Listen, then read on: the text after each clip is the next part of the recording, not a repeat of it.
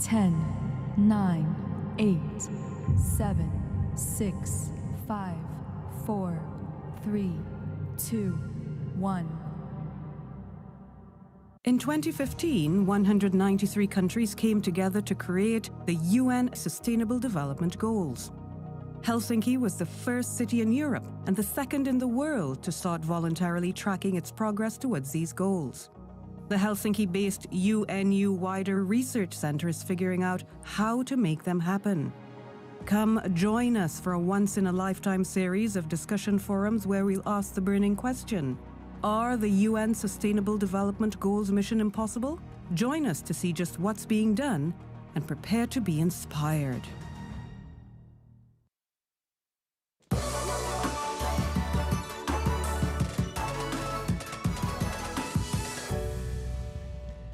Hello, everyone. Of course, I tripped on my way to the stage, but that's how it goes when you have opening night nerves. Good afternoon, everyone. We made it. It's great to see you all here, and I'm so pleased to welcome you today. I know it's a bit chilly outside, but we have a warm welcome in store for you, and for you in the audience here, as well as for our online audience who are joining us via the Helsinki Kanava channel. I'm told that there are representatives from upwards of 30 countries here. That's wonderful, and I think that that will make for 2 days of inspiring and enlightening conversation about the subject of education. I'm Denise Wall. I'm your moderator for the next 2 days of discussion about one of the most important sustainable development goals, quality and equitable education.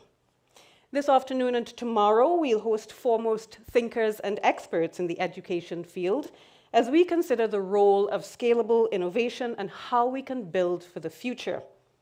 This event is the second in a series focusing on the SDGs, and it's hosted by UNU-WIDER, that's the UN University World Institute for Development Economics Research here in Helsinki, in collaboration with the city of Helsinki.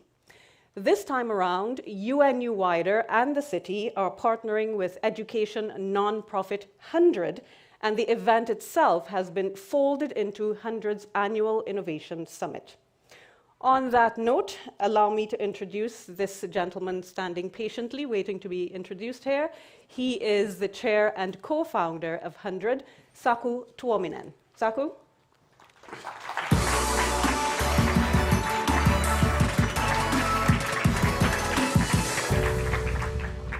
Thank you, Denise, and feel almost emotional to be standing here because this is the 6th HundrED Innovation Summit, and after 2019, we have been operating online. And the basic idea behind the HundrED Innovation Summit was that we are trying to collect a relatively small amount of people, like 120, 150 max, of education superstars to the one place for a couple of days to be discussing about scaling education innovations. And I think that we are losing something when people are online. Online is great, but having people physically here means so much to me and so on. So let's kind of like start with a really short gratitude exercise, and let's sort of like shake hands with the person sitting next to you and says that it's so great to be able to shake hands. That's enough, you know.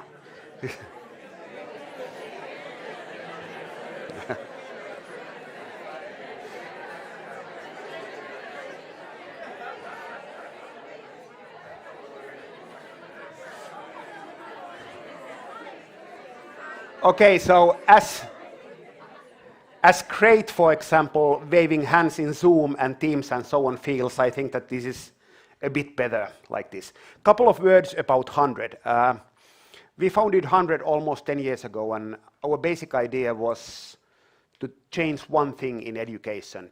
If you think practically of any industry, any area of life, whether it's painting, arts, musicians, physics, and so on, there's a lot of dialogue between countries, and people know who is composing what and so forth and so forth. But education is operating in silos, meaning is that, for example, we are releasing our global collection of innovations tonight, and there's 100 beautiful innovations there. And my guess would be is that 99% of those are relatively unknown in almost every country, and that's a massive pity. So what we are trying to do at HundrED is that we have divided our task in two. So we try to identify impactful and scalable education innovations in all continents. And then the other side of the task is that we try to help them spread. And I think that we have been relatively successful in the first part, meaning is that we have been going through thousands of innovations, and we know that there's huge amount of innovations we haven't heard of, but there's a huge amount of innovations we have studied and so on. So that's kind of like quite exciting part, and we want to be really good at that one. But then the other side of that one is that how do you really make them scale? How do you really make them implemented well? How do you implement them in a way that no one is left behind? How do you implement them so that teachers are not irritated and so on? That's the task. That's the task. Because it's so easy to force feed things that, okay, here's an innovation, you have to implement this, but we all know that this doesn't work. And I've been visiting during the past 10 years, I've been visiting a huge amount of education events. And there's a lot of discussion about we need to change education and so on. And there's discussion about why do we need to change education. Of course, if the world is changing, then you need to change the education as well. That's quite obvious. Then the question is that, okay, what should we do? And I think that that kind of discussion is quite well presented as well, meaning that we need to be teaching 6 C's, social emotional learning, we need to be closing different kind of gaps and so on and so on. Complicated, but that kind of decision exists as well. But then the third part of the discussion is how do you make it happen? And that's the complicated part. That's why I'm so happy with the theme of the first session, which is about closing the gaps. Because there's so many gaps. How do you keep teachers involved? How do you do them in big scale? How do you keep countries which are having kind of like massive challenges? How do you keep them on board? And so on and so on. And we are going to be discussing about that from various points of view. We are having an award ceremony tonight, and my opinion is that all of the 100 innovations that will be presented there are making change happen. They are examples that change is possible and it's happening as we speak. And that's kind of like beautiful. But we have also today, we have one example of that coming from India, and there's Varsha Pillai from Dream a Dream explaining is that what does it mean in practice when you have an impactful education innovation and you make it scale. So we are discussing about that one. But kind of like with these words, I'm extremely grateful that you have come to sunny Helsinki to enjoy the weather. and I'll give it back to Denise, and we'll kick off the Innovation Summit this year. Great to have you here. Thank you. Thank you, Saku. Now, Saku referenced the 2 years of global pandemic that we've just come through, and we know that this rough period has exacerbated education inequalities with school closures and uneven access to technology threatening children's access to learning. In many instances, we know also that there's been a knock-on effect on their nutrition, their safety, their mental health, and indeed their overall social development. But despite these challenges for achieving SDG 4, there are glimmers of hope that set an example for others, and I'm sure that over the next couple of days, we'll hear more about how innovative solutions can help propel us forward. Now, during this afternoon's session, we'll hear from Helsinki Mayor Juhana Vartiainen, while development economist Lant Prichett will examine persistent inequalities in education and how to address them. We'll hear an inspiring case from India, as Saku mentioned. Varsha Pillai will present that for us. And UNU-WIDER Director Kunal will consider how education can increase social mobility. After our distinguished guests have presented individually, they'll all sit down to discuss how we can translate the wonderful ideas that I'm sure will come forward into action. But before we move on to the formal presentations, I'd like to remind members of our audience who may be posting on social media about this summit and the discussion series to please use the hashtags dedicated to the events. They are hashtag #HundrED Summit and hashtag Sustainable Helsinki. But now, for more on how the city of Helsinki has been working to provide effective and equitable education, I'd like to welcome Mayor Juhana Vartiainen on stage.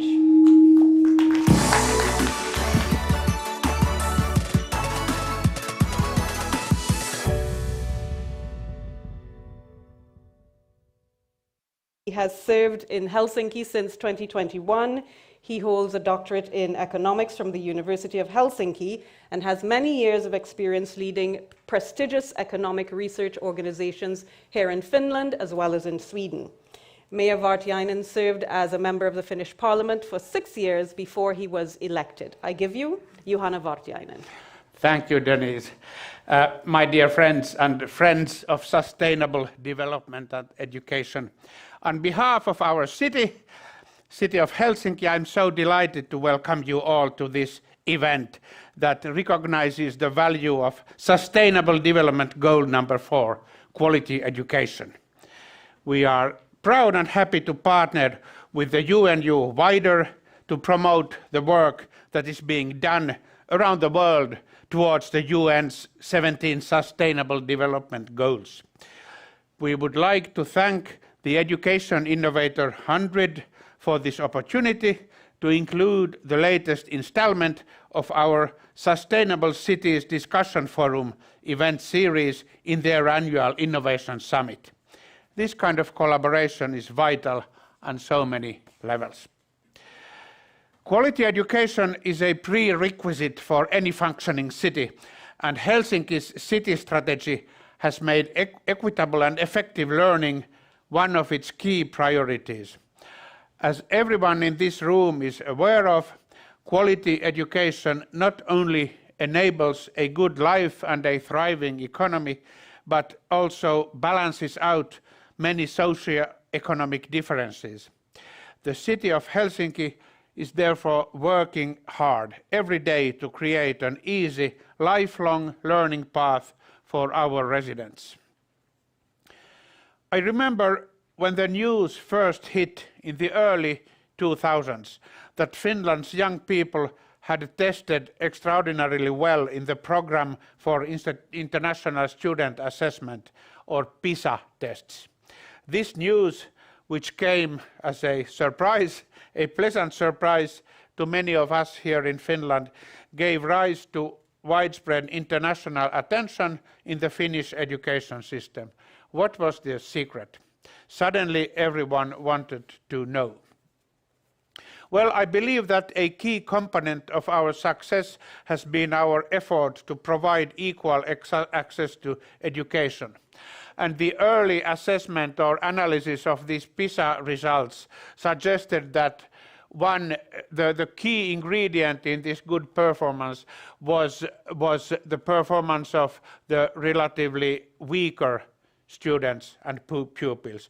To put it bluntly, as some in my profession economists did, Finland does well here because it has the world's best worst students.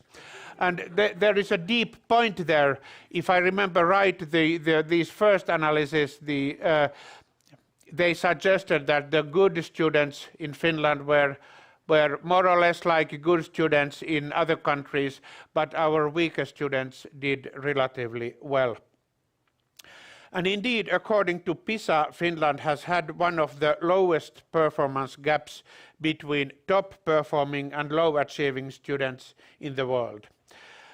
This is something, of course, that we want to promote in our city in many ways, and let me just list some of the ways we work. In Helsinki, good city planning means that local daycares and schools are just a short walk away from most families' homes. Universal education is a basic right available to every child at no cost. Our teachers and child health clinics work together to not just provide comprehensive health services, but also to identify and address learning disabilities at an early stage. Every school in Helsinki serves a free, nutritious meal, school lunch, daily, This is very important for many pupils. Play and physical activity are part of every school day, with regular recesses outdoors in all kinds of weather. Every Helsinki school has an assigned school social worker and psychologist, in addition to specialist teachers who look after students' well-being. And perhaps most importantly, teachers are treated as the respected professionals that they most certainly are. These are some of the ways we work and like to work. We were at the time naturally happy with our PISA success, and it continued for many years. But as the years have gone by, Finland's results in reading, maths and science tests have started to slip. Our own research tells us that although most children and young people are still doing well, some were becoming more marginalized and their general well-being was starting to suffer. And now the next decade brought more disruption in general terms.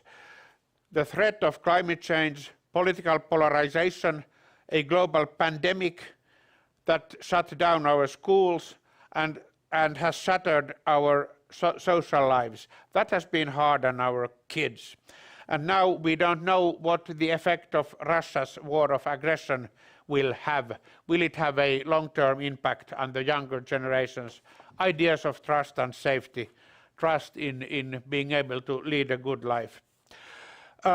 Last year, the city of Helsinki directed resources from a separate coronavirus recovery fund towards rectifying the learning and well-being issues that many young people had started to experience during the pandemic. And in our recent budget negotiations, we increased our education funding significantly in order to continue this rehabilitative work. Our challenge right now is to preserve all the good elements of our current system, while at the same time bravely making the changes necessary to prepare our future generations for an uncertain future. What skills will they need? Events such as this Innovation Summit and our own Sustainable Cities Discussion Forum are the ideal settings for coming up with answers to these kinds of questions. I wish you all a fruitful and inspiring discussion here at Hanaholmen, and I look forward to seeing you all tomorrow for day 2 of the event at the Helsinki City Hall. You are so warmly welcome. Thank you very much.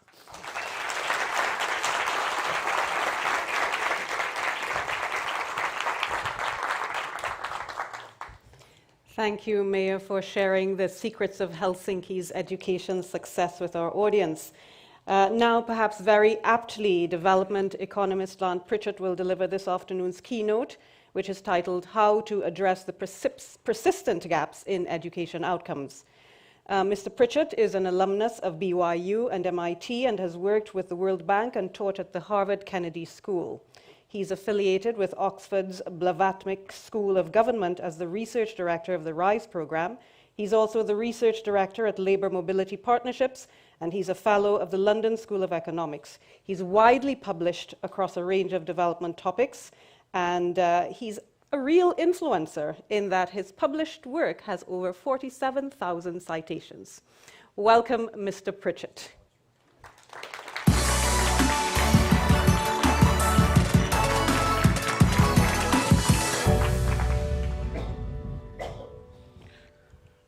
Thank you very much for the invitation to be here. I'm glad that I'm introduced as a development economist. I am not an educationist. Education has not been my primary specialty. I'm a person who is interested in the questions around development, what happens in the countries outside of the bubble of the OECD. And education is a hugely important issue within that. So I have come to the field of education from an overall concern about the process of development. And I'm talking here today because I've been the research director of a very large-scale, multi-year, multi-country study that is asking precisely the question, how is it that one can promote more successful education systems? And the emphasis of our research has been on the system, how do countries put the system together such that the outcome of the operation of the education system is high quality learning outcomes. So we're a little less focused on the individual interventions and the pedagogical strategies and more on how does one construct a system in which those emerge as the result of the routine operation of the system. This research project has had many different sources. We've had 7 country teams with very long-term research agendas. We've had specific teams working on political economy issues around education. We have had a variety of studies, and so I'm trying to put together into 23 minutes and 24 seconds, that's how much time is left, the result of 100 different papers, over 400 written products, 2 books that have come out of this research. And the kind of overall message is, in order for systems to succeed, they need to focus to flourish. And there are 5 actions that systems need to take to accelerate progress in learning. Now, before I get to what one needs to do to improve systems, I'm going to tell you 3 very hard to hear things. And I'm emphasizing up front that even though I'm an economist, I'm not completely insensitive. I realize these are hard to hear things, but these are facts that have emerged about what the current persistent gaps in education look like. So the first thing is super good news. The super good news in the world is there's been enormous progress towards ensuring that every child in the world has access to school. But now that children are attaining access to school, are attending school, are persisting through grades, the focus has to shift to reach the objectives of education towards how much learning goes on inside the school and in each year of learning. So the world has always had a long-standing commitment to education. And by education, the notion has always been that during their time in school, children will acquire the skills, the knowledge that they need to be successful adults in their society. So the vision of education has always been about the acquisition and preparing youth for their roles as adults. And the world has since 1948 at least, has always had a commitment to universal education. But when you think about education, the kind of acquisition of the learning that is needed is going to happen as children persist through school. So there's 2 ways that you can sort of get higher learning. One is you can just have more time on task. You can stay in school longer. And if you're making progress in each year of schooling, you get more skills by the time you're finished. The other way is to learn more per year. If you want to have a larger stock of learnings when you're done, you need to learn more per year. Now, what the world has made tremendous progress in is the first, is moving more and more kids through school. So in 1950, the average adult in the developing world had 2.1 years of schooling, and 85% of the adult population had no schooling at all. That's been revolutionized to where by 2010, the average adult in the developing world had 7.1 years of completed schooling. That means there was more progress between 1950 and 2010 than in all of previous human history combined. So all of previous human history led to 2.1 years, and in the intervening 1950 to 2010, 60 years, there was an improvement of over 5 years. So twice as much progress in 50 years as in all of human history combined. But that's over.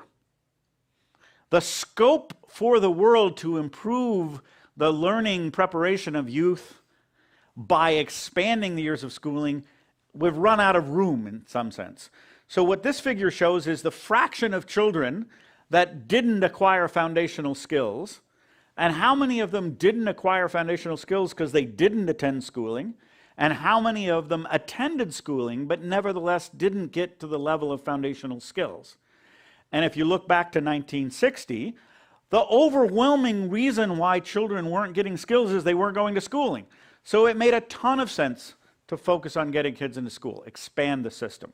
Even in 1990, it was still the case that a significant fraction of those not getting to foundational learning were not getting to foundational learning because they never went to school or they didn't complete primary school. That's kind of over. Now, nearly all children in the world who don't end school with don't reach the age 15 or 16 with foundational skills have gone to school, and they've gone to a lot of school. They've actually finished at least primary school. So the ability to improve the learning by expanding the time on task is kind of limited, which means we now need to focus on that children learn more per year of schooling. But here are 3 hard things about that.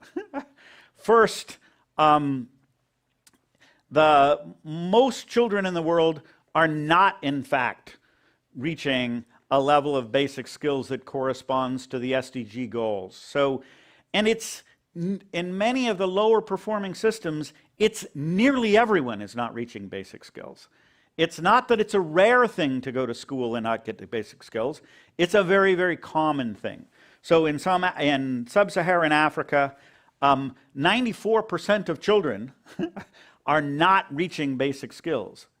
Now, and that even for sort of middle-income countries like in Latin America and the Middle East, that's still 2/3. 2/3 of kids are not getting to the SDG level, and we've put Finland on here as one of the highest rates in the world. Nearly all Finnish children are reaching this threshold of basic skills. Now, the reason they're not reaching basic skills in a sort of arithmetic sense is the learning profile is just too shallow. So the learning profile is just a descriptive technique of saying, what do children who've completed various grades, what do they have when we measure sort of some measure of learning on the vertical axis? How much progress are they making from year to year? And these are sort of learning profiles that have emerged from recent UNESCO surveys. And what you see, particularly with respect to foundational numeracy skills, is that if you look around the world, some countries, and the purple is the top 3 performing of the 22, I think, schools that we have data for. The well-performing systems, children make very rapid progress in the early grade at getting to foundational numeracy and then continue to make progress. Whereas in the low-performing systems, there's not progress towards foundational numeracy early in the grade. So by the completion of grade 4, in the lowest performing countries, only 3% of children have gotten to foundational numeracy by grade 4, as opposed to 75%, which is possible, meaning we're not comparing to some abstract standard. The top performing countries in the sample, which are all developing countries, are getting to 75%. So the first thing to focus on is one of the persistent gaps that needs to be addressed in education is the gap in the early acquisition of foundational skills. Because without the early acquisition of foundational skills, it really becomes impossible to get students to an adequate level by the time they finish schooling. So that's the first thing. And there's just huge variation around the world, but the average is very low. So the average across the developing world is about half of children are finishing primary schooling unable to read. Half, which means, again, these children have attended school year after year, day after day, and yet are not being equipped with even the most modest of skills.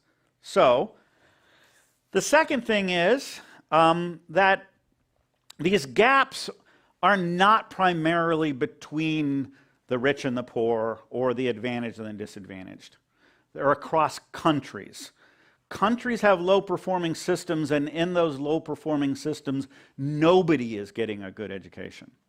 So I did a recent study with a co-author in which we said, what would happen in these countries, or let's identify the advantaged socioeconomic elite.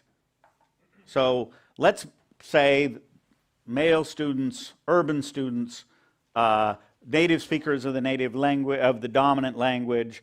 Let's take out the typical categories of disadvantage And then let's take a measure of the household socioeconomic status and take the elite. Let's take the top 5% of the socioeconomic status. So we're talking about advantaged elite children.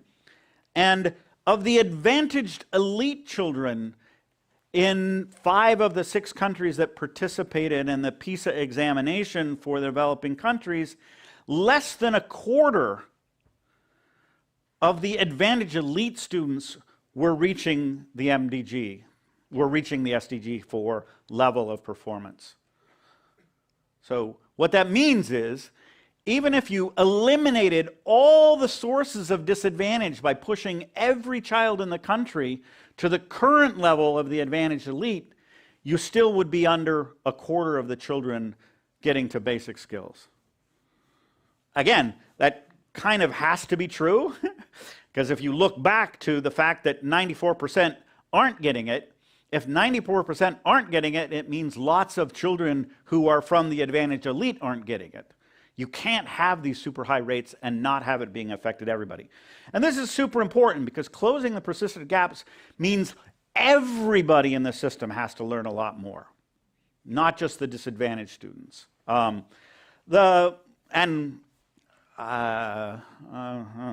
now being worried about time, but and the consequence of that you know, it also means there's a learning crisis at the top.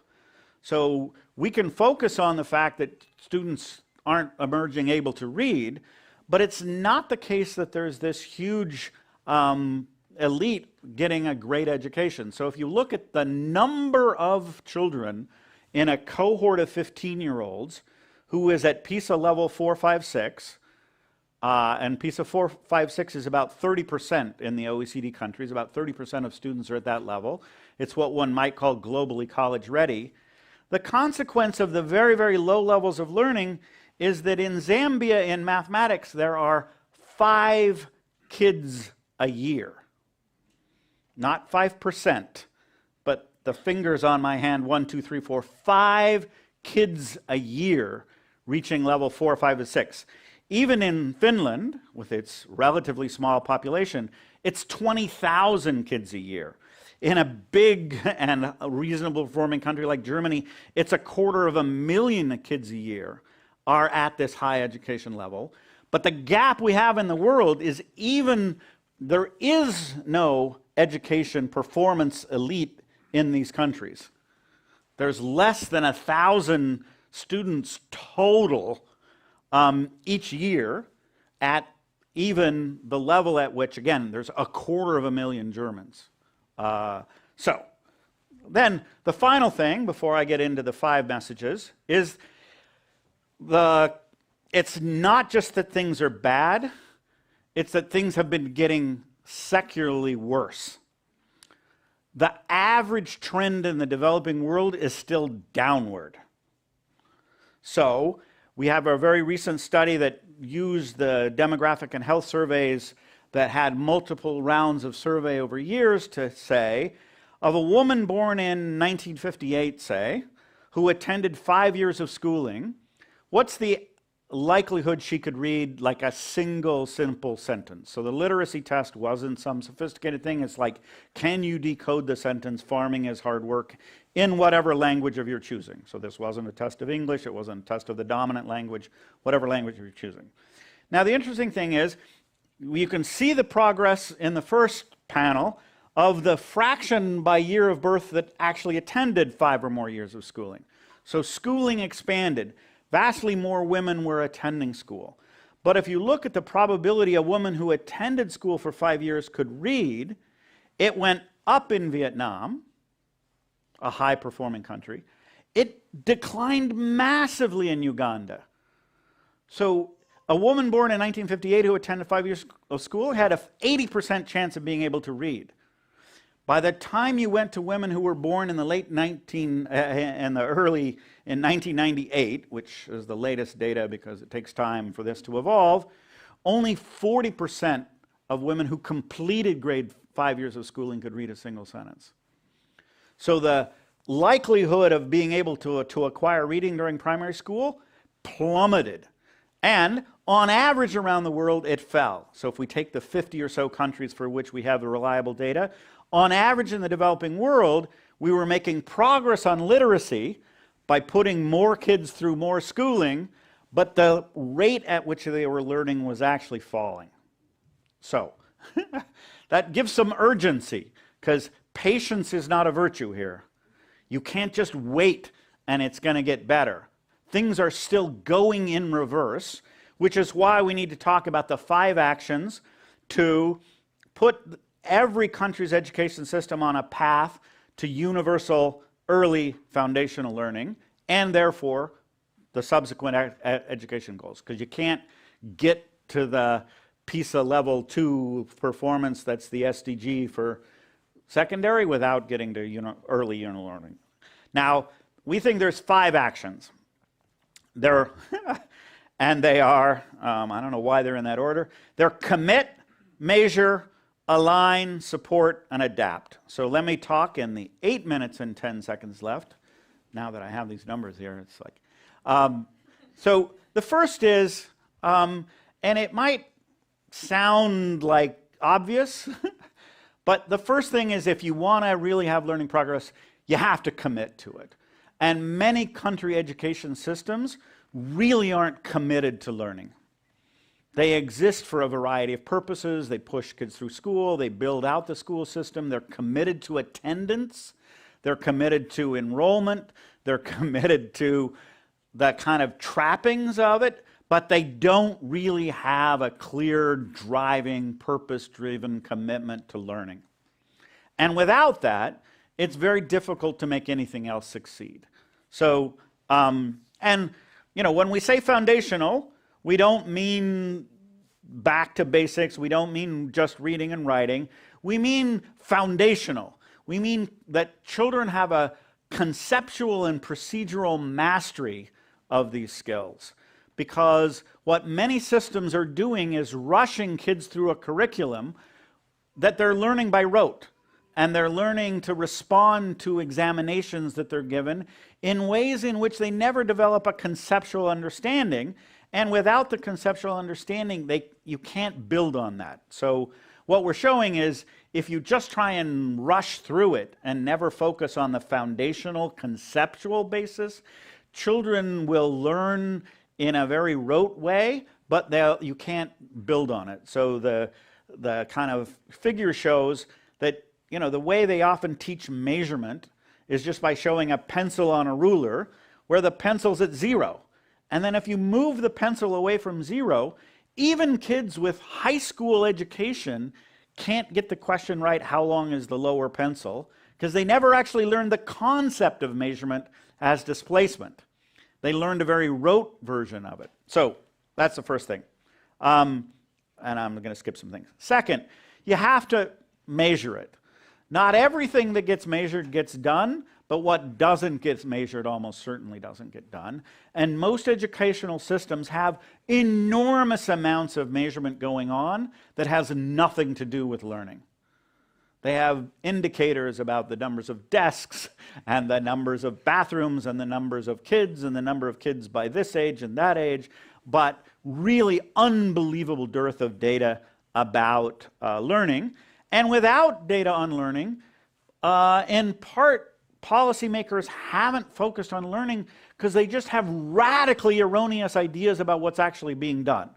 So when you interviewed sort of this variety, 600, almost 700 senior government officials about the focus on education, they weren't really focused on learning, in part because when you asked them what students knew, they were radically overestimating the performance of the students in their system. So they just didn't know what the students didn't know, and hence if you went to them about what their priorities were, they could imagine all kinds of other priorities because they were radically underinformed about the performance of the students in their own system. So, and, you know, these measures of performance are needed because when you actually do measure learning, you find that it's often tapering off. So this is a study done as part of RISE for Indonesia, where we ex post measured what students had completed various grades, and what you see is, even on mastery of simple primary school arithmetic, the kind of competency went up till about grade 6, but since there hadn't been a focus on any conceptual mastery, learning just stopped. So even though they weren't, in fact, they hadn't even mastered this sort of primary school arithmetic, but they weren't making any progress on it either. So it ended up, for just one example of this, of kids completing grade 12 in Indonesia, only less than a third of them could answer the question 2/3 minus 1/6 equals. So we're not talking calculus, we're not talking algebra, it's just 2/3 minus 1/6 equals, and they weren't mastering that because they didn't understand fractions early, conceptually, which meant there was nothing to build on and they never got built on. So, third point is you need to align your systems around your learning commitments. Again, sounds like common sense, it sounds like, but it's not what's being done. And what we mean by align is many things. First, you need to align your system as a system of accountability around your learning commitments. Once you have learning commitments, your accountability structures and your reporting structures and your reward structures need to be aligned around that. One of the areas of alignment is just aligning what you're teaching with what the kids are actually able to learn. So what's happened in many countries is there's this massive gap between the curriculum, and so in the graph you're seeing the green line is the pace at which the curriculum is moving ahead, and the blue dots are the distribution of where students are. And so, for instance, the typical 8th grader in Rajasthan, India, is really only mastering, the typical student is only mastering about grade 4 curricula. Which means if you attempt to teach them the grade 8 curricula, they just can't do it. They're not ready for it. It doesn't matter how spectacular you are and whatever equipment and materials and pedagogy you have, if you're an 8th grade teacher that's being required to teach an 8th grade curriculum that's 4 grades ahead of where your students are, that's an impossible task. So you need to realign, and we can show that when you do realign the curriculum and teach to the level of the student, you can actually get very massive gains very quickly because the student all of a sudden is being reached at their level and helped forward. And currently, again, systems, the alignment between what's in the curriculum, what teachers are actually doing, and what the examinations that drive the high stakes in the system are doing are completely different. So the size of these circles is the sort of emphasis. What's up is very high-level conceptual tasks. What's down is very rote learning. And you see that the curriculum is expecting the students to be very high across a very broad array of topics. The actual teaching time is on very narrow topics at the very basic level. And then the kind of examination system is neither connected to the teaching time nor to the curriculum. So until you align in such a way that people understand what the objective is and can work towards a common purpose, it's going to be very hard to make progress. I'm going to skip some things. Fourth thing is support teaching. Again, you might think, isn't that what everyone does? And the answer is no. Most systems support teachers, independently of whether those teachers are teaching. So when we say support teaching, we mean teaching.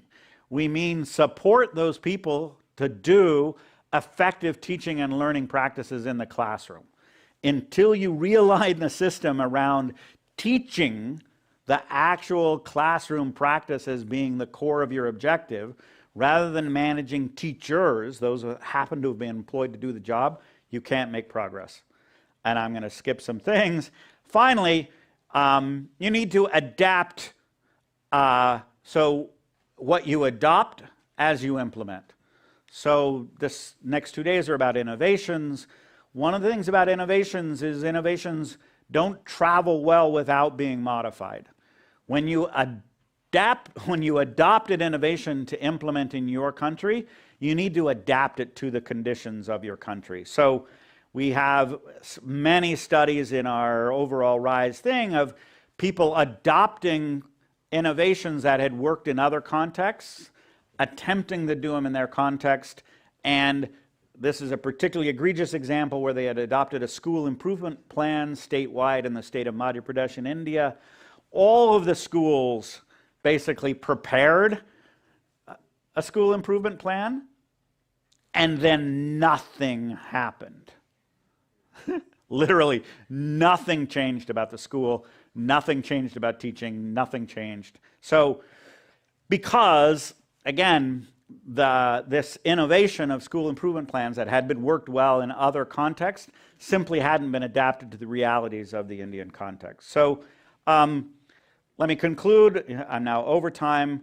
In order to turn a system around from an expansion-based system, an enrollment-focused system, a grade completion-based system, to a learning system, you need to commit, and your first commitment has to be universal early foundational learning.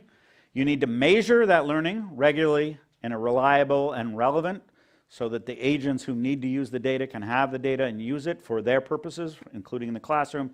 You need to align your systems around your learning commitments in every way. You need to support teaching to enhance classroom practice, and you need to plan on a feedback system to adapt what you adopt so that it actually can be implemented in your country. Thank you very much.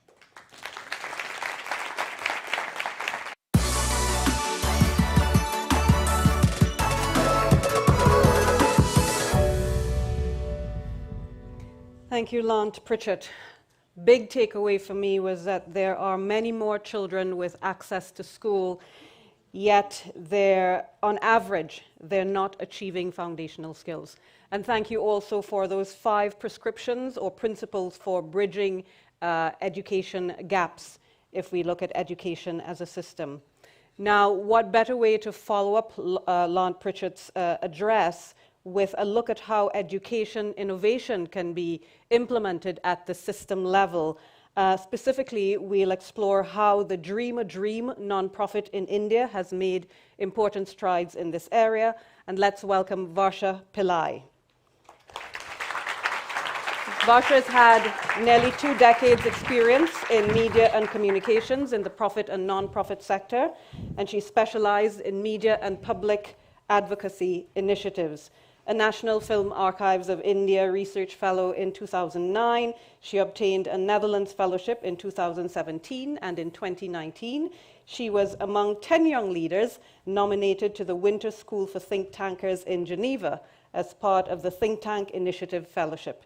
In August this year, Varsha was named a change maker by Change.org in India. Varsha recently completed her PhD, congratulations, focusing on gender advocacy in digital media, and currently leads narrative building and communications at Dream a Dream in India. Thank you so much. Thank you. First of all, thank you, HundrED. This is a great platform to be at, and I'm immensely grateful to be able to share Dream a Dream's journey here amongst you all. I know we looked at systems, and that is what we are focusing on, but I just want to take you back to picture a scenario of an 11-year-old boy who's extremely angry with the systems of education around him that expects him to learn at a particular speed. He's extremely disappointed with his situation at home, where he is a victim of domestic violence. His father is an alcoholic. Now, this young boy decides to leave the education system. He decides he doesn't want to learn anymore.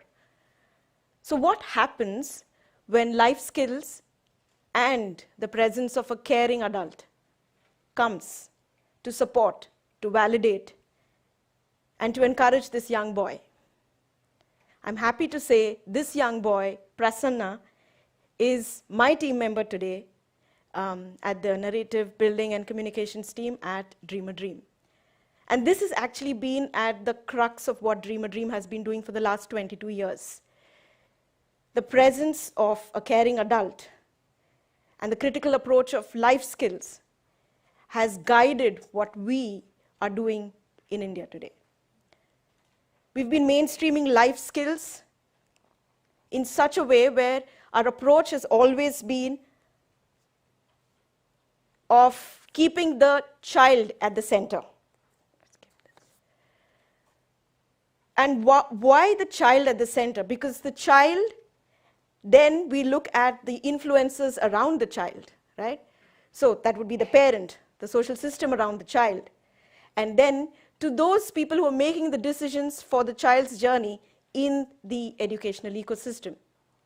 And that would be school leaders, principals, teachers. So when we started working, we decided that, yes, this is a great approach. We will be working with 10,000 young people every year, and that is what we do through our programs. But we also needed to look beyond direct intervention. We needed to look beyond direct impact. And that is the reason why we decided to work with the systems.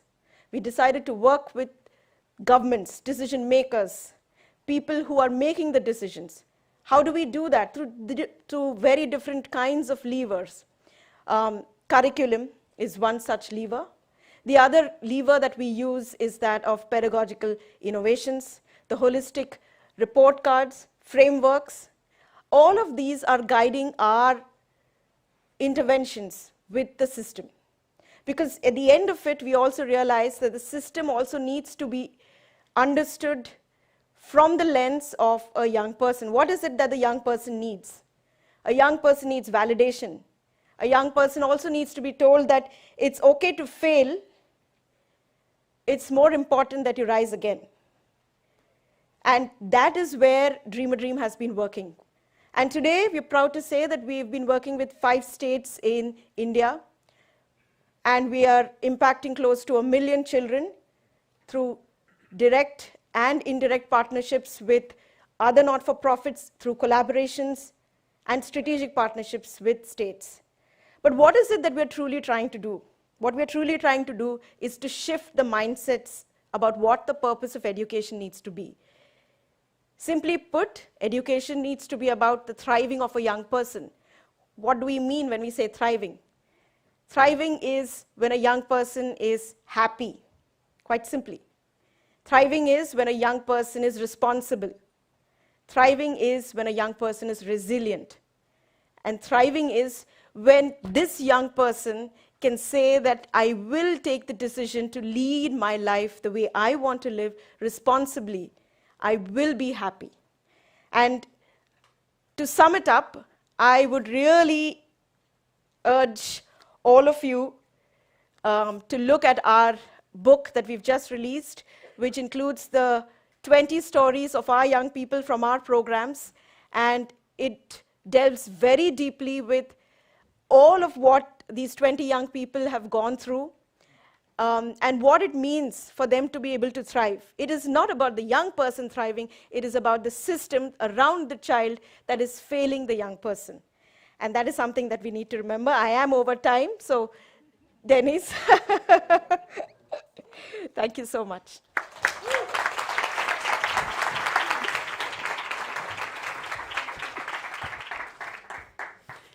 Thank you, Varsha. What an inspiring story. And I have to say that reaching 1 million kids is no mean feat, especially when we're talking about helping children within an education system learn and thrive and prosper and really come into their own.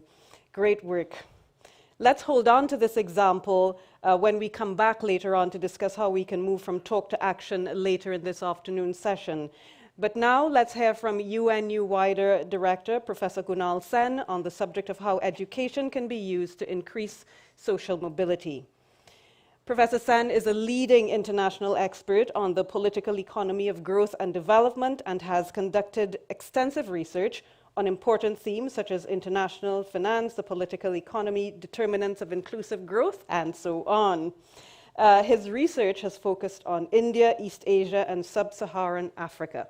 He's the author of 8 books and the editor of 5 volumes on the economics and political economy of development.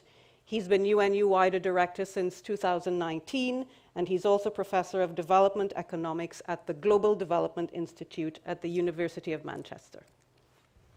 Thank you, Dennis.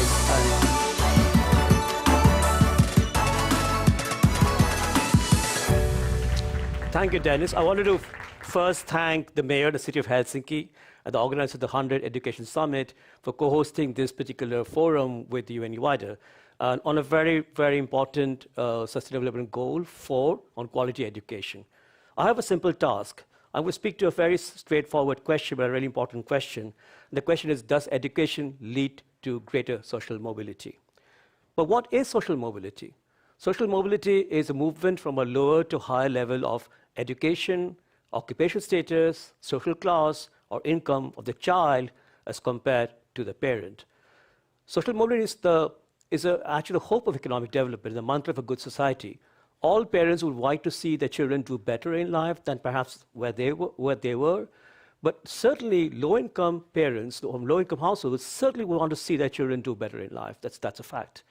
We have been working in the UNU-WIDER on social mobility for the last few years. We have a book that came out earlier this year, which is open access, freely downloadable on our website.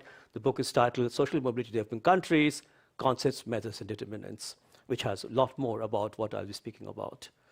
First point that I think is important to understand that educational mobility, so in other words, how we see children do better than their parents in education, differs greatly across the developing world. And if you use a simple indicator, a measure of educational mobility, what we often say is intergenerational correlation in educational attainment.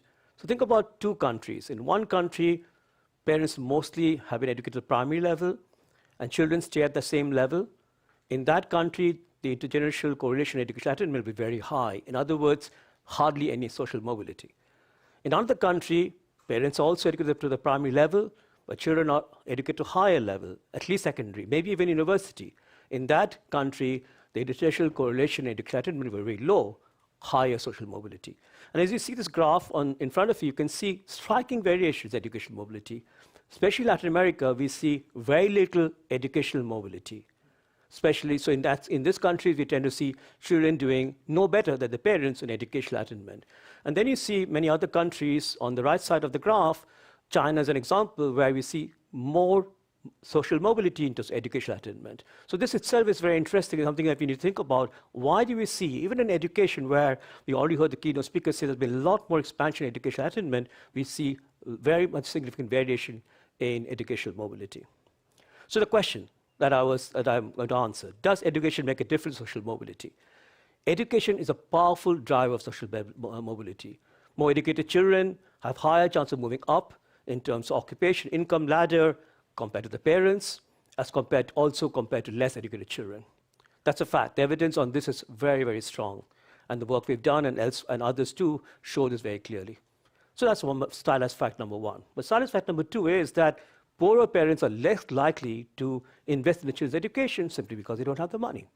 And what that implies is that poorer households in any society, including developed country societies, will see higher inequality if poorer parents cannot invest in children's education. So that's on the second side as fact. Now, what can try to weaken this link between income and social mobility is if you have good quality primary and secondary schooling for children from low-income households. That's something that should be fairly obvious. So that's essential for promoting social mobility. If you don't have good quality education for low-income children, we're not going to see social mobility in that country. But there is something else that we should be keeping in mind when we discuss education and social mobility. Education is not enough. You can have a lot of children who are getting educated, but what if there are no jobs waiting for them, which are well-paid jobs? What happens to them? And that's a real challenge, especially in sub-Saharan Africa, where youth unemployment is extremely high, one of the highest in the world. So the point really is that while we do think education is important for social mobility, we should also keep in mind that at the same time there should be jobs, better jobs waiting for them when they come into the workforce. And therefore, the question that I wanted to answer, education, does it cause social mobility? Yes, but. There is a very important but here. The but here is that at the same time, as we try and improve education systems, we also need to make sure there are enough jobs waiting for the children who are getting educated over time and entering the labor market. Thank you.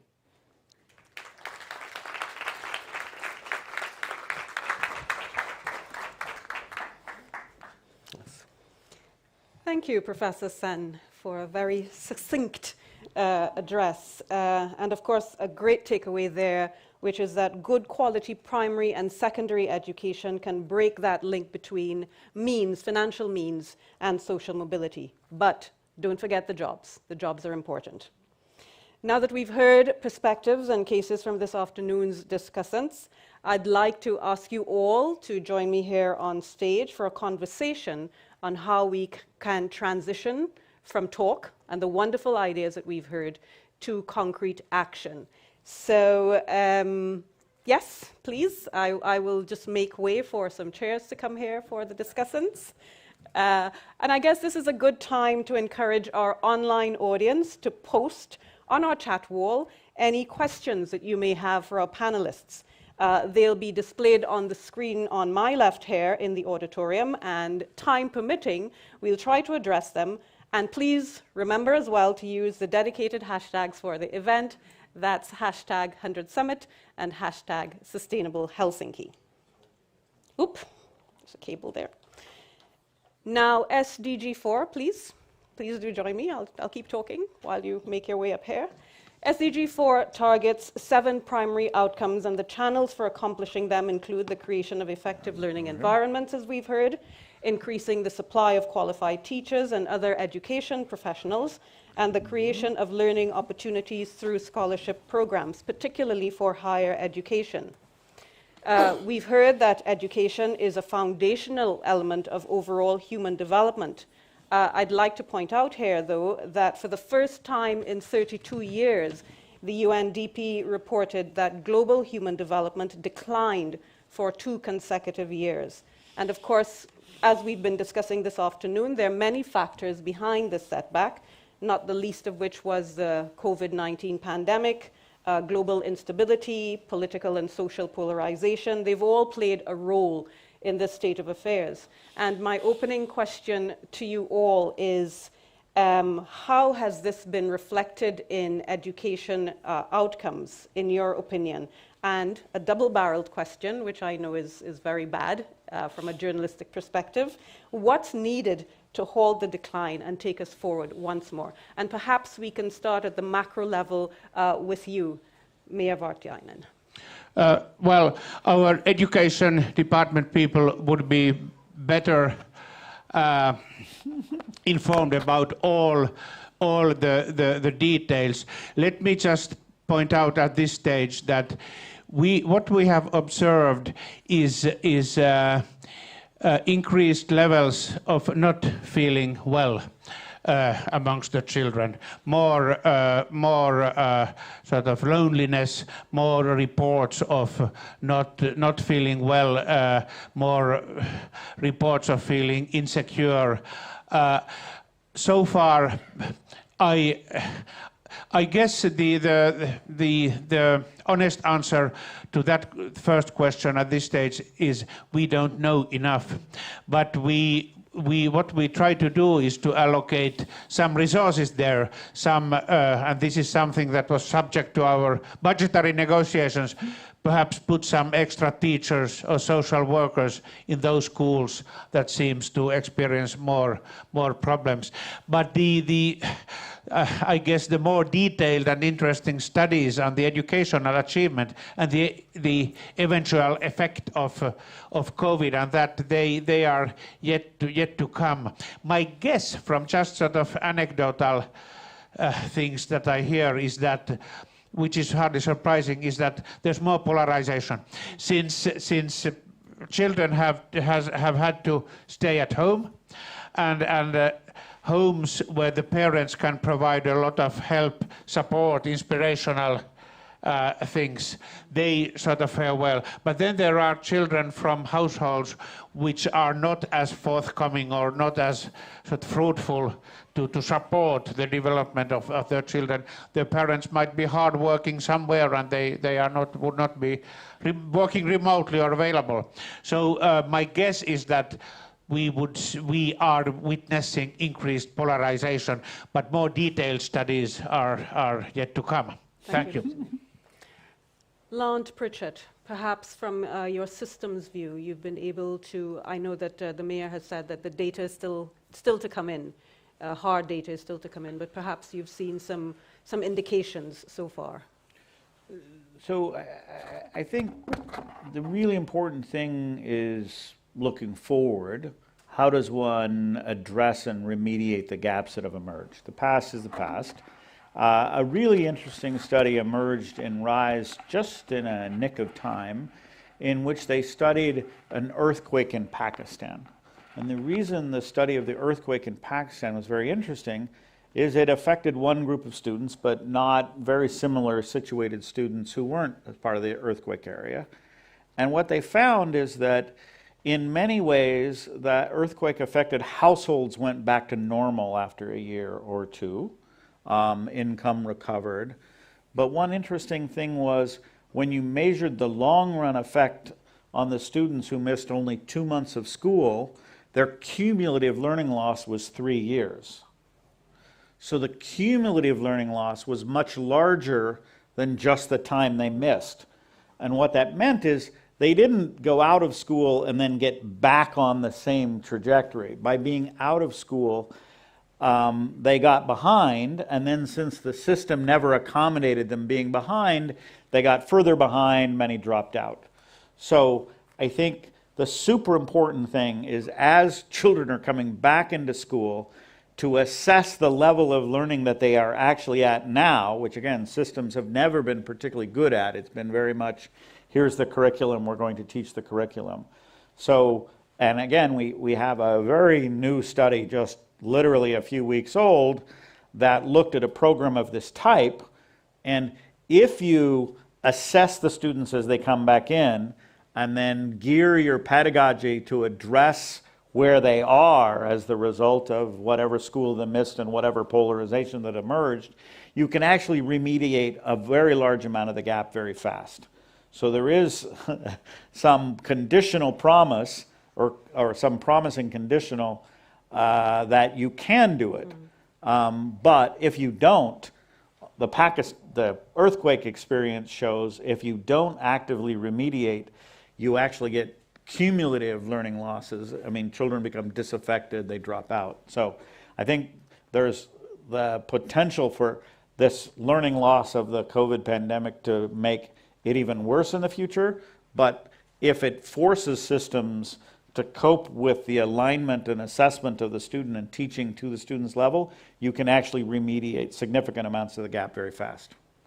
I think that's certainly very encouraging to hear, that there are opportunities to ensure that the students don't lose more attainment as they go along, following the kind of upheavals that we're talking about now.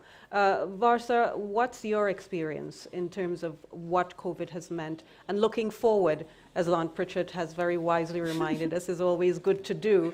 Looking forward, how can we sort of redress the situation? You know, I would like to take 2 steps back in terms of not look at learning loss per se, but actually look at how young people have actually just fallen off the radar, right? So in India, you have had, and it's been worse for girls.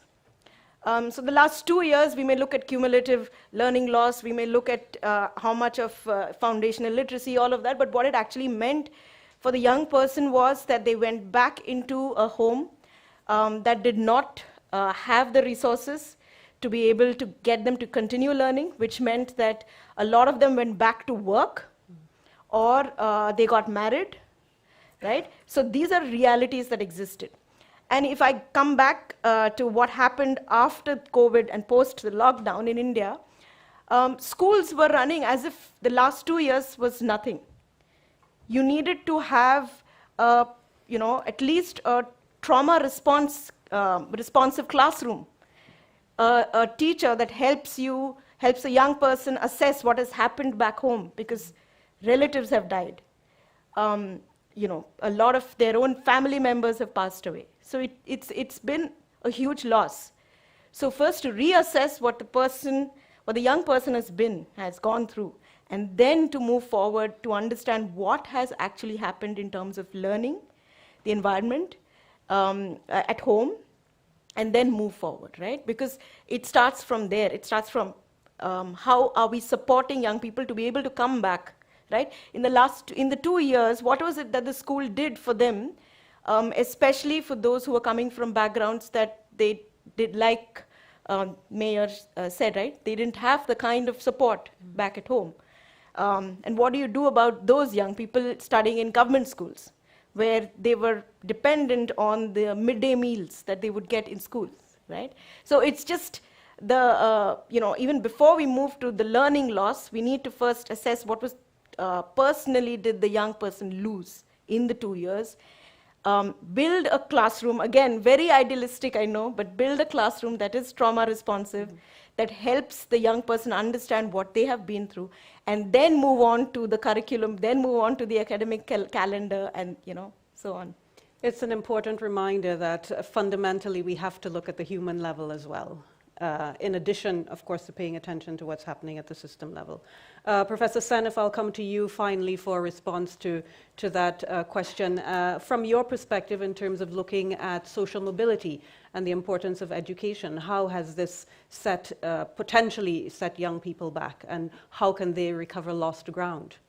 So I want to answer, before I answer that question directly, so I want to just also take a step back, as Varsha did, that what we saw during the pandemic, during the period when we had lockdowns, whereas many developing countries closed schools fastest and opened them the latest compared to, say, Finland, where Finland was as much as possible trying to keep schools open, and then when they could, they opened up schools very quickly.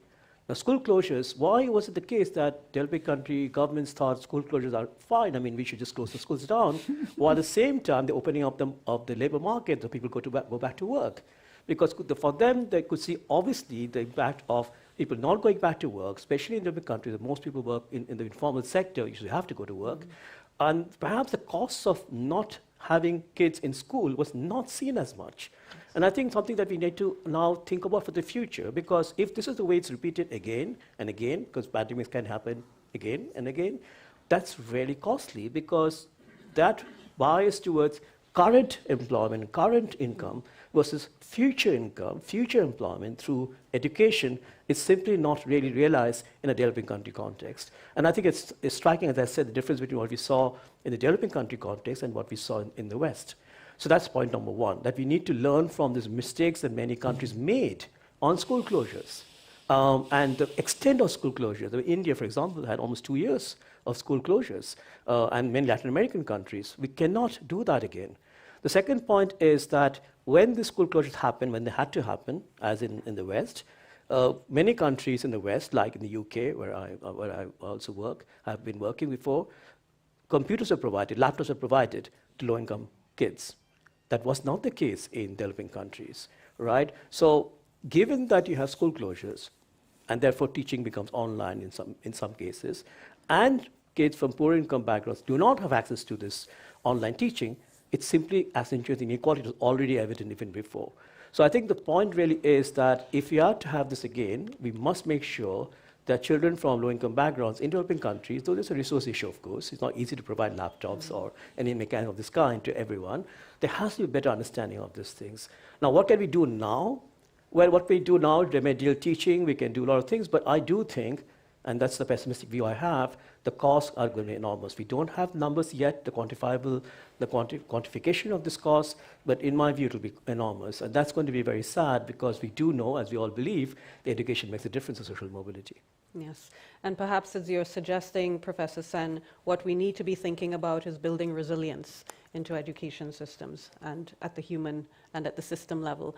I think at this point it would be great to get our online audience involved, and we have Dario there in the back who's been monitoring what's been happening on the chat wall. Have you got a question from the remote audience for us, Dario? Hello. Hi.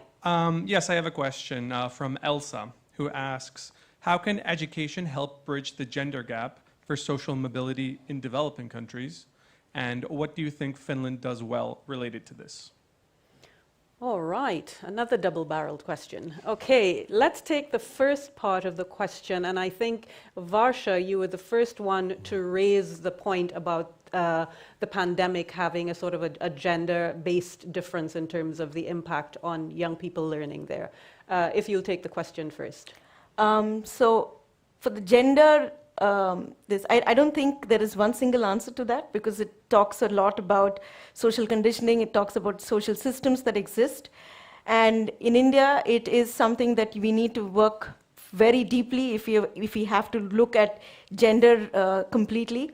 What can definitely help is that we address this question every time that it comes up. It's not just about children, it's about who are, and it's about all the children, but it's also about how much deeply it is affecting one gender over the other. And as Lant pointed out, it would be great if, first of all, we have the data, right, on that. And I'm sure he already knows there is a lot of data missing within, such systems that we don't even consider, that we don't even quantify. So once that is in place, we hope that there would be solutions that come out. I don't know about the Finland question. I think Dr. That part of the question had to do with how to borrow from what Finland has done to sort of even out the gender disparity in education outcomes, if I understood it correctly. Elsa. Do you want to take that? Perhaps the mayor could answer that. Well, as far as high school performance is concerned, I guess this evening out has been so successful that it's now the other way around. And as far as I understand, girls do significantly better than boys. Then, on the other hand, that does not really reflect in the labor market. Female-dominated occupations show on the average lower pay, but basically if you only look at the school, then somehow the current Finnish primary school and the school system seems to be more comfortable for girls. There are more boys who just, not everybody, I mean most boys even, they do reasonably well, but there are more boys who just hate going to school, and hardly any such girls. That's what I'm being told from the pedagogues, and it's nothing to laugh at.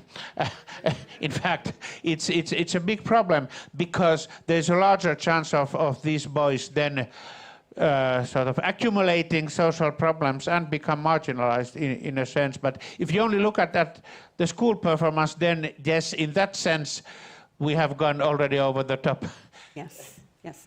Lant, Prichett, I'd like to turn to you. In your examination of education systems, have you observed any kind of gender difference in terms of education attainment? This is one thing in which the world's been fantastically successful. By and large, the gaps both in enrollment and in measured learning have been closed around the world. So within the schooling system, the gender gaps that were there 30 years ago, 40 years ago, have been nearly all closed in nearly all countries.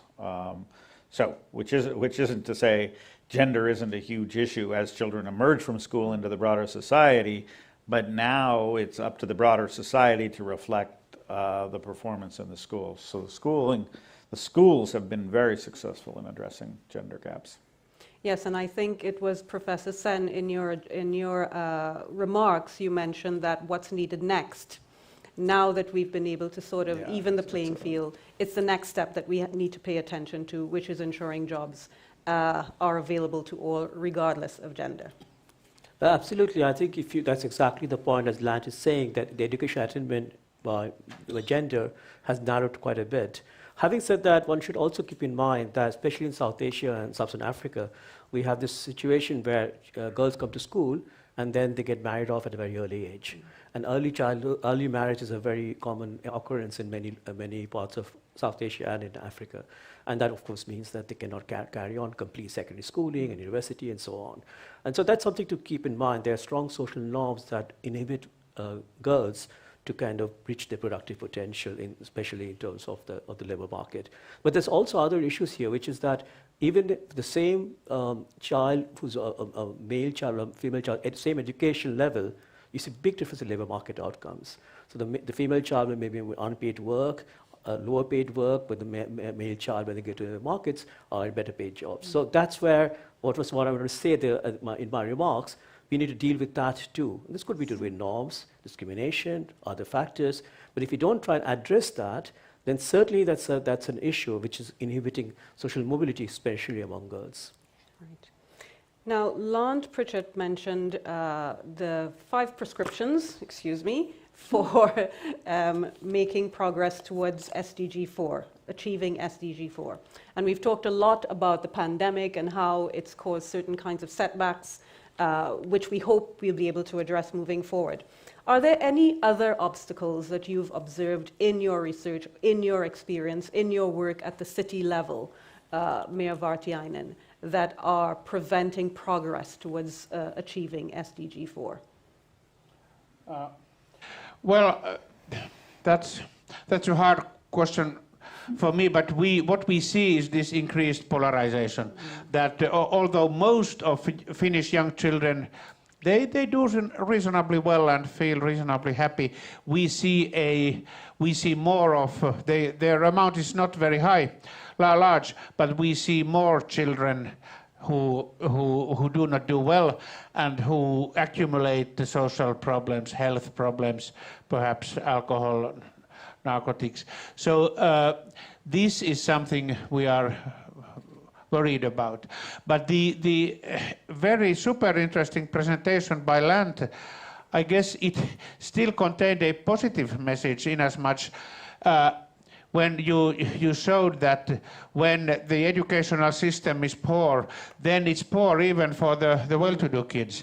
And somehow, if it had been the other way around, that low-income family, the children of low-income families always do worse than everybody else, then that would be far more difficult to rectify, I would guess, because it is difficult to eliminate income differentials. On the other hand, we know that it is possible to create better educational systems.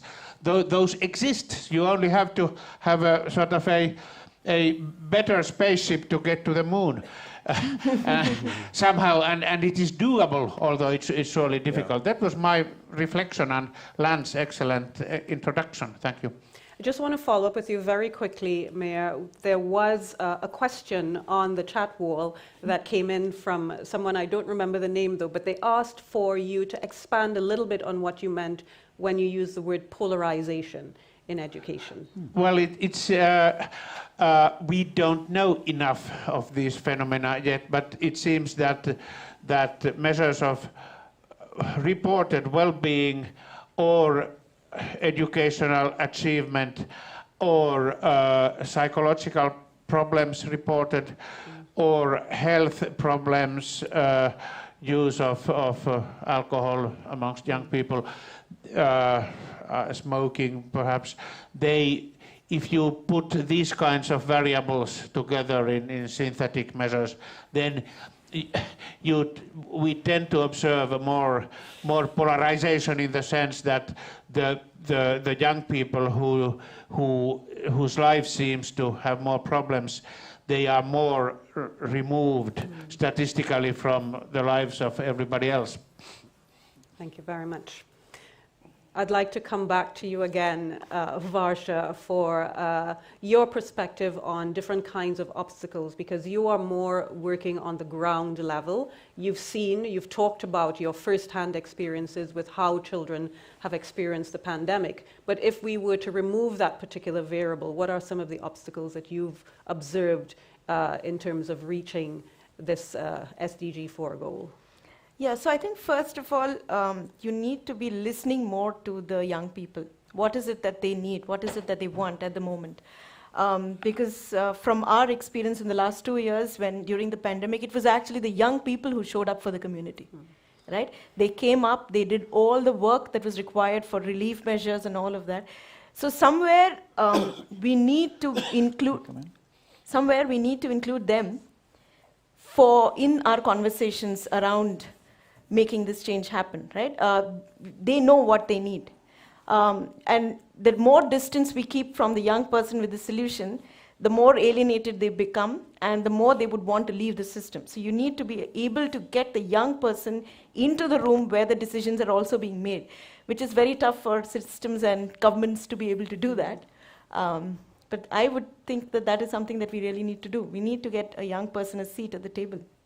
Excellent. Also love the fact that you're looking forward and proposing solutions rather than just problems. Lant Prichett, would you like to take this? Yeah, I think one thing about obstacles and solutions and innovations is it has to be fitted within an overall sense of what's the drive for performance. Because it's always easy to attribute failure to this or that not happening, but this or that not happening had a cause. And one of the things we try and do with a system perspective is say, okay, here are the proximate determinants that make for a good school. If those were absent, why were those absent? And why did that happen? And these were very large research projects, and one of the countries we included in the studies was Vietnam, because Vietnam, in spite of having levels of resources similar to many other poor countries, actually performed at OECD levels on learning. And so one of the questions we wanted answered was, why did Vietnam do it? And if you look at a lot of the features of Vietnam, it looks actually quite similar on the kind of narrow observables of ages of teachers and training of teachers.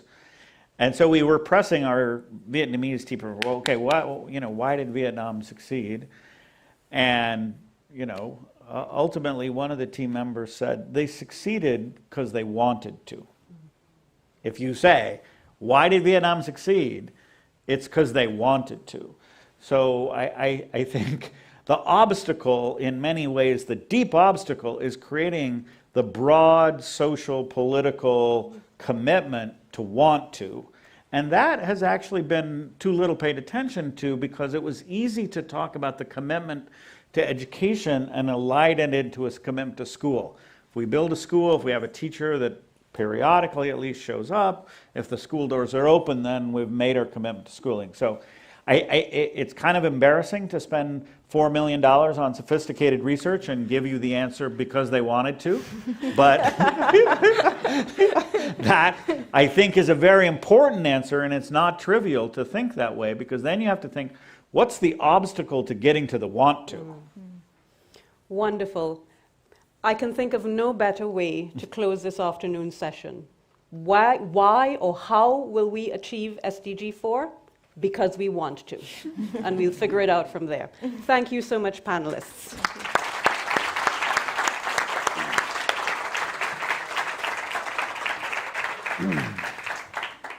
In closing, I'd like to extend an emphatic thank you to our in-person and online audience, and of course to the organizers, UNU-WIDER, the City of Helsinki, and the HundrED team.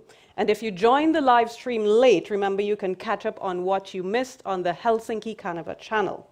Of course, we hope to see you again tomorrow, when we'll be back with more ideas and insights into how innovation can help us bridge education gaps and, more importantly, maintain hope for the future. For participants joining us live, I hope you know that tomorrow's program takes place from Helsinki City Hall in the middle of downtown Helsinki, and we begin promptly at 10 a.m. For more information on the program, visit the UNU-WIDER, Helsinki Sustainable Cities, and HundrED Innovation Summit websites. Finally, a reminder that HundrED will showcase its global collection of 100 inspiring education innovations for 2023 right here at Hanna Holman this evening, and you can find out more about the awardees online after they're finally unveiled. On that note, that's all from me for today, and see you all tomorrow.